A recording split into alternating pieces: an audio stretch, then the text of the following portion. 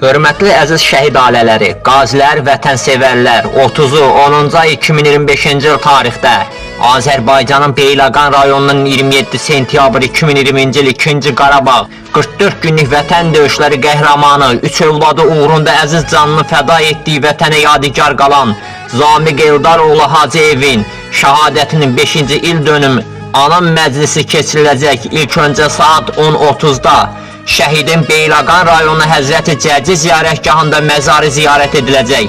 Sonra isə saat 12:00-da şəhidin ata evində şəhidimizin adına ehsan süfrəsi açılacaqdır.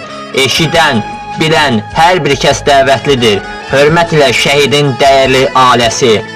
Dağların qoynunda soldu çiçəklər, söndü dan ulduzu min bir diləklər, kamına çatmadan köçdü ürəklər, qəlbimdə qubardı canlı şəhidlər, kasıb damxaların zəngin insanı, vətən, vətən deyə tapşırdı canı, hər kəsdən üstündür bir damla qanı, ən böyük şöhrətdir, şanlı şəhidlər, göylərdən ucadı məqamı ulu, əməli salihdir, imanla dolu, nə böyük zirvədir şəhadət yolu, hər iki cahana xandı şəhidlər, hər iki cahana şandı şəhidlər.